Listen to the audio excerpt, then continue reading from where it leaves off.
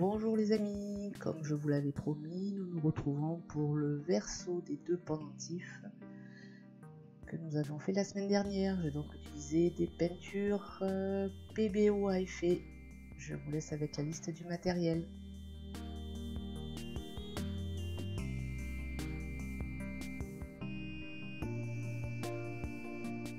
Donc j'ai commencé par choisir mes couleurs. Donc pour celui-ci, ce sont des prismes rouge anglais, onyx et blanc coquille. Elles sont absolument magnifiques. Vous voyez que l'huile se dépose sur le dessus du flacon. Il faut donc bien mélanger avant de pouvoir s'en servir.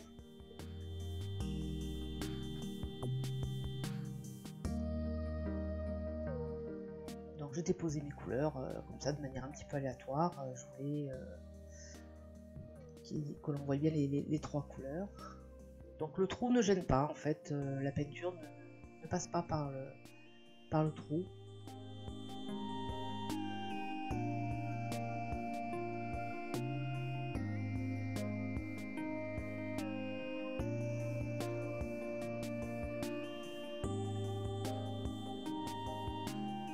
Voilà, je voulais faire un petit mélange. Bon, je sais que ces peintures offrent des visuels assez originaux.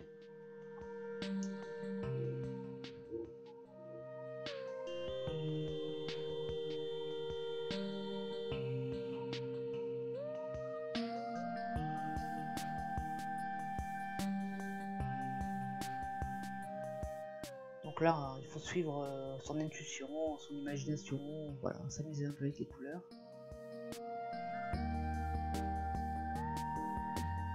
Je rajoute un petit peu de rouge parce que j'aime beaucoup cette couleur, même si elles sont toutes magnifiques.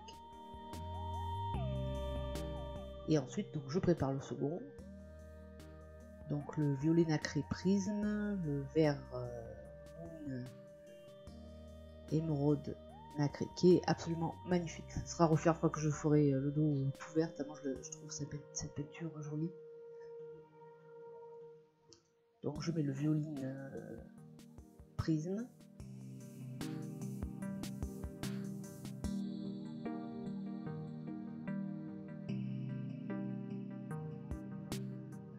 Et la vitraille vert chartreuse,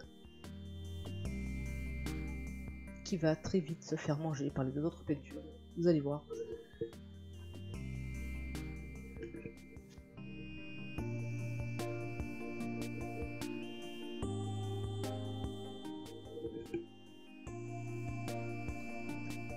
Donc j'étais très contente de mes deux résultats. Mais pour ce qui est du pendentif rouge et noir et blanc, au bout d'une demi-heure, une heure, tout a disparu. Je me suis retrouvée avec un gris totalement uniforme, alors que ça avait commencé à faire des cellules. Et je n'ai pas dû suffisamment bien mélanger ou mettre une couche trop fine. Et très vite, tout est devenu complètement homogène. Donc j'ai tout enlevé, j'ai recommencé puisque ce n'était pas sec.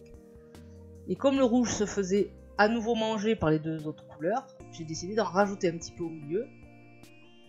Et vous voyez que ça recommence à nouveau, elle se laisse envahir par le blanc et le gris. Donc là j'ai dit bon, je laisse tomber, elles se débrouillent toutes les trois, on verra bien ce que ça donne. Et donc là on a une sorte de transparence, j'ai beaucoup aimé l'effet. Donc j'ai laissé sécher pendant honnêtement 4-5 jours, je n'y ai pas touché pendant 4-5 jours, c'est assez épais. La peinture verte est absolument magnifique, la violette également. Et vous voyez que la peinture vitraille fait des effets un peu craquelés, elle fait des formes. Donc elle s'est laissée un petit peu manger par les deux autres également. Quant à celui-ci, alors je le trouvais vraiment joli, je trouvais qu'il est très brillant. Ça m'a fait penser à un fond de peinture. Et là je me suis dit mais qu'est-ce que je pourrais faire dessus? J'avais envie d'y rajouter quelque chose. Et donc j'ai décidé de faire comme un paysage, un arbre dans la brume. Et donc j'ai sorti ma pâte Fimo noire et je me suis lancée dans l'élaboration d'un arbre tout simplement avec des branches qui volent au vent, des branches sans feuilles, hein, un petit peu nues. Je trouvais le fond un petit peu fantomatique avec ce rouge léger et ce gris. Donc là c'est assez facile, on prend du noir, on fait des très très fins boudins. fait d'abord des branches principales et ensuite on ajoute des branches fines jusqu'à ce qu'on soit content du résultat.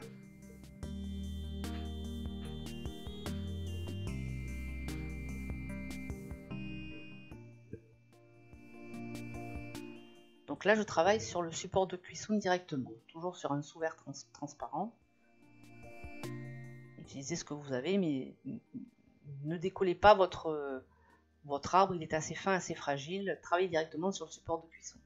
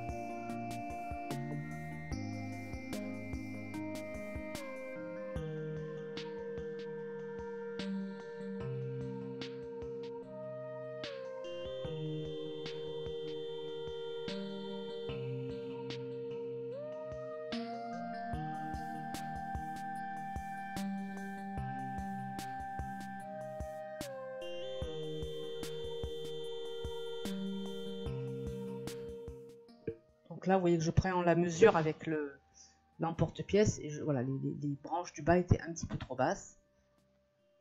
Donc je remontais un petit peu tout ça, je travaillais un petit peu le tronc et je continue. Je voulais quand même un arbre avec suffisamment de branches.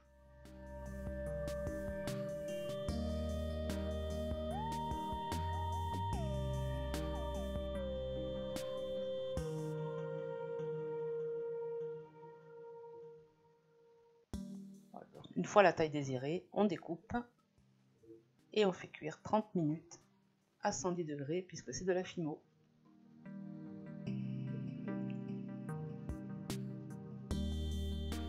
Une fois sorti du four, il ne reste plus qu'à récupérer notre réalisation. Donc j'ai passé la lame doucement en dessous pour ne pas le casser, mais il était flexible, il était bien solide quand même. Et je le place donc dans le pendentif, il ne me reste plus qu'à trouver la bonne position, à couper un petit peu le bas de la grosse branche puisqu'elle était un petit peu trop longue. Et donc pour fixer tout ça, j'ai utilisé de la résine de glaçage Cléopâtre. Alors évidemment, si j'avais su que j'allais en arriver là, j'aurais pas fait le trou, parce que pour la résine c'était un petit peu compliqué, il a fallu faire attention. Donc j'ai utilisé un résine pad et la résine a coulé un petit peu au centre, mais ça n'a pas gêné. Donc ne le faites pas, faites-le après coup, c'est plus facile on va dire à utiliser. Donc si j'avais prévu faire ce genre de choses, bien sûr j'aurais fait le trou après coup. Donc voilà, réfléchissez bien avant de faire l'un des deux modèles ou de faire quelque chose de similaire. Voilà, j'ai une petite préférence pour celui-ci, je dois vous avouer, son petit univers un peu fantastique. Voilà, même si j'aime beaucoup le vert également pour son côté lumineux. Dites-moi en commentaire lequel a votre préférence. J'espère que ce petit tuto vous aura plu. Je vous dis à très bientôt, portez-vous bien les amis.